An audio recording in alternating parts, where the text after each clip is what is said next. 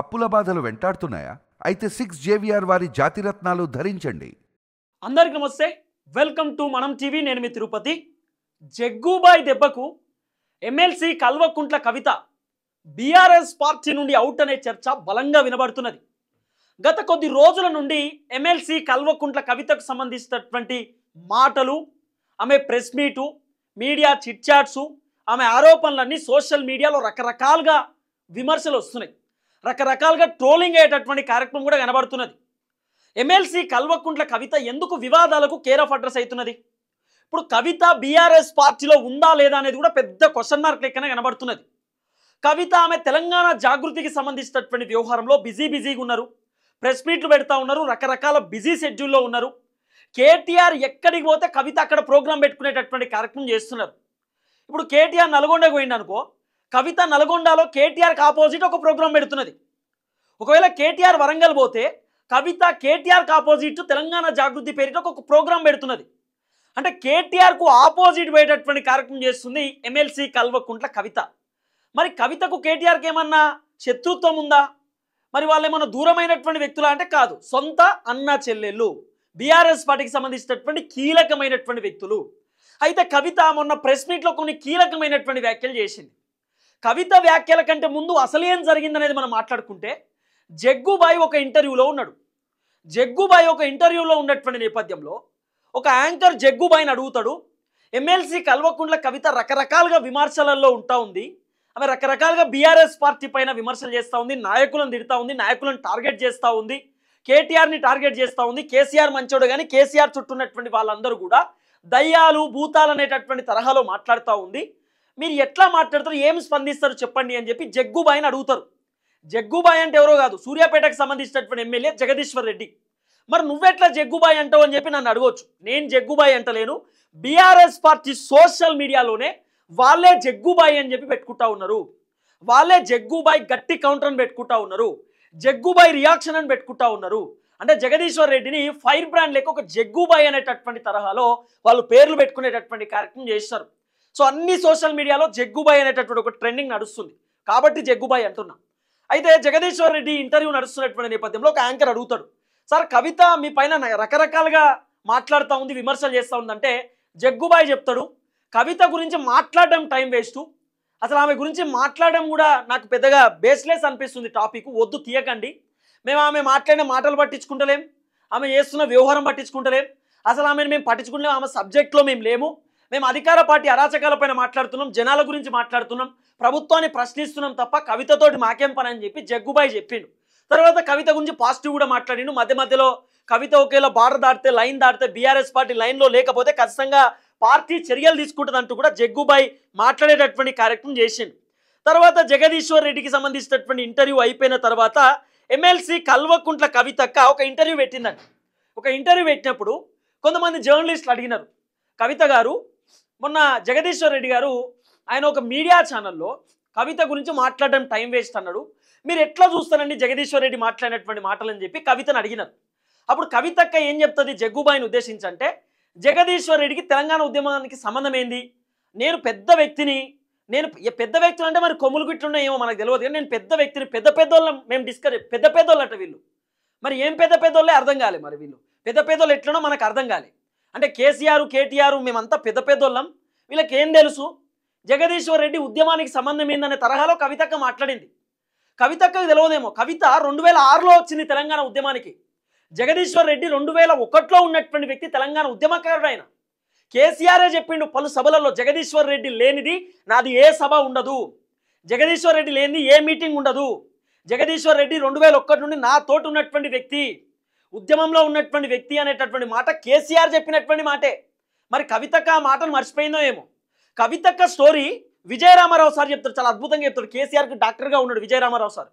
ఆయన చెప్తాడు కవిత ఉద్యమానికి ఎట్లా వచ్చింది, ఆమె దుబాయ్నో ఎక్కడో అబ్రాడ్లో ఆమె కాళ్ళు ఇరుగుతా ఆమెని బెంగళూరు దాకా ఎట్లా తీసుకొచ్చారు, బెంగళూరు నుండి ఇక్కడికి ఎట్లా తీసుకొచ్చారు హైదరాబాద్కి, ఏం జరిగింది అనేది పిన్ టు పిన్ ఆయన అప్డేట్ ఇస్తాడు.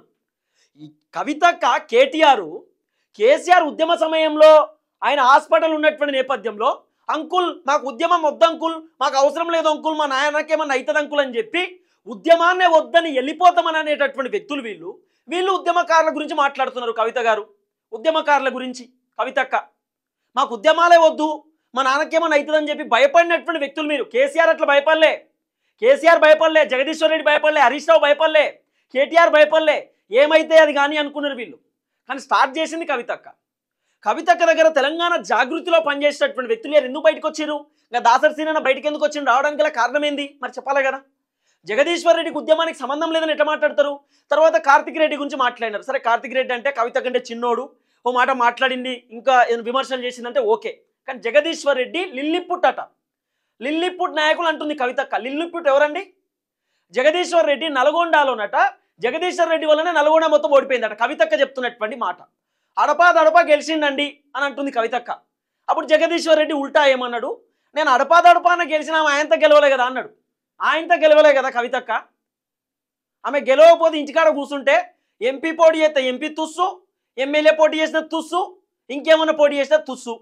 కాబట్టి కవితకు ఏది పోటీ చేసినా ఆమె ఓడిపోతూ ఉంది. కాబట్టి ఇక కవిత ఫీల్ అయ్యి ఇంట్లో కూర్చున్నది ఉత్తగానే, రేపటి రోజు ఏమైనా ఇబ్బంది పెట్టగల అని చెప్పి ఎమ్మెల్యే కోటాలో ఎమ్మెల్సీ నామినేటెడ్ పదవి ఇచ్చి ఆమెని శాసనమండలికి పంపేటటువంటి కార్యక్రమం చేసినారు. తర్వాత కవితక్క ఢిల్లీ లిక్కర్ దందాలో, సారా దందాలో జైలుకు పోయినారు. మరి ఇవన్నీ మర్చిపోయిర్రా? ఇవన్నీ మర్చిపోయిర్రా? ఏమనంటే కేటీఆర్ నా పేపర్ లీక్ చేసిండు, కేటీఆర్ నా ఫోన్ ట్యాప్ చేసిండు. కేటీఆర్కి ఏం పని అండి? కేటీఆర్కి వేరే పని లేదా? ఫోన్ ట్యాపింగ్ చేసుకుంటూనే ఉంటాడా కేటీఆర్? లేకపోతే ఎమ్మెల్సీ కల్వకుంట్ల కవితక్క ఆమె ఫోన్లో ఏమింటుంది, ఏం చేస్తుంది, ఇవన్నీ చూస్తారా కేటీఆర్? కేటీఆర్కి ఏం పని? ఆయన పని ఆయన చేసుకుంటాడు. అంటే ఏంది ఇప్పుడు కేటీఆర్ ఏడ ముఖ్యమంత్రి అవుతాడో? ఇప్పుడు కేటీఆర్ ఫ్యూచర్ సీఎం అంటారు, కేటీఆర్ ఫ్యూచర్ లీడర్ అంటారు కేటీఆర్ను. కాబట్టి కేటీఆర్ని డీగ్రేడ్ చేయడానికి రకరకాల కుట్రలు చేస్తుంది కవిత అనేది ఒక పెద్ద చర్చ. అందుకే ఎమ్మెల్సీ కల్వకుంట్ల కవిత పదే పదే కేటీఆర్ని టార్గెట్ చేసే కార్యక్రమం చేస్తున్నది. కానీ జగ్గుబాయి ఎప్పుడైతే కవితకు తిరగబడ్డాడో మొత్తం బీఆర్ఎస్ తిరుగుబాటు చేస్తుంది. ఇప్పుడు అసలు కవిత ఈరోజు బీఆర్ఎస్ పార్టీలో లేకపోతే కవితను ఎవరు గుర్తిస్తారండి? బీఆర్ఎస్ పార్టీ లేకపోతే కేసీఆర్ వాళ్ళ కూతురు అనే పేరు కవితకు లేకపోతే who is Kavitha? Who is Kavitha? అంతే కదా. చాలా మంది జనాలు అంటున్న మాట అదే.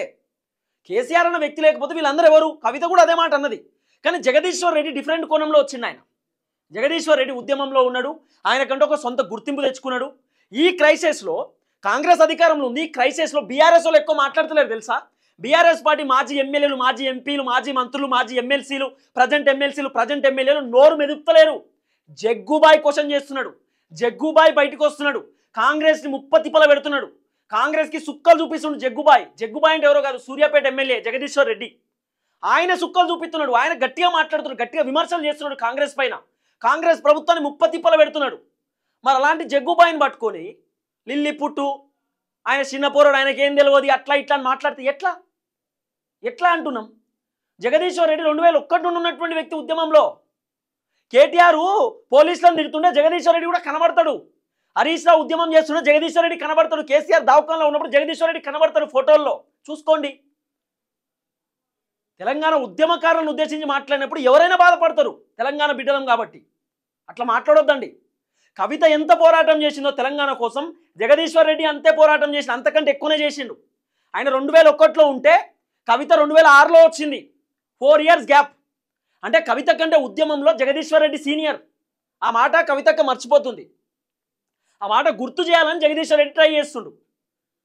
ఆయన చెప్పిండు, ఆమెకున్న అవగాహనకు హ్యాట్స్ ఆఫ్ అన్నాడు, ఆమెకున్న నాలెడ్జ్కి హ్యాట్స్ ఆఫ్ అన్నాడు జగదీశ్వర్ రెడ్డి. నవ్విండు. ఆ నవ్వు వెనకాల కవితను లైట్ తీసుకున్నట్టు అనిపించింది. చులకన చేసి నవ్వుతుంది చూసిరా అనుకుంటారు, అట్లా నవ్విండు. చాలా లైట్ తీసుకున్నాడు. పోనీతి అన్నాడు. కానీ జగదీశ్వర్ రెడ్డి నిజంగా హ్యాట్స్ ఆఫ్. జగ్గుబాయికి హ్యాట్స్ ఆఫ్ చెప్పాలి. ఎందుకు చెప్పనా? వేరే టోళ్ళు అయితే కేసీఆర్ కవిత రేపటి రోజు ఒక్కటైతారు, నన్ను ఎలగొడతారు అనుకుంటారు. జగ్గుబాయి భయపడలే, ఎలగొడతని ఉన్నట్టు మాట్లాడుతూ అంటుండు. ఎందుకంటే ఆమె వ్యవహారం వీళ్ళకి నచ్చలేదు. బీఆర్ఎస్ వాళ్ళకి బీఆర్ఎస్ పైన ఉల్టా మాట్లాడు, కేటీఆర్ పైన ఉల్టా మాట్లాడు, కేసీఆర్ పైన ఉల్టా మాట్లాడు నచ్చలేదు బీఆర్ఎస్ వాళ్ళకి. అందుకే తిరుగుబాటు చేస్తారు కవిత పైన. చూడాలి ఏం జరగబోతుందో. మొత్తానికి బీఆర్ఎస్ కవిత బీఆర్ఎస్లో లేదు అనేది క్లియర్ కట్ వినబడుతున్నటువంటి అంశం. జగ్గుబాయి కూడా చెప్తున్నా, ఆమె సపరేట్గా తెలంగాణ జాగృతి నడుపుతుంది, ఆమె బీఆర్ఎస్లో ఉంటే బీఆర్ఎస్ ఎమ్మెల్సీ, ఒకవేళ లేకపోతే ఏం చేయలేం, లైన్ దాటితే చర్యలు తప్పవు అన్నాడు. ఇది అసలు వ్యవహారం. చూద్దాం ఏం జరగబోతుందో.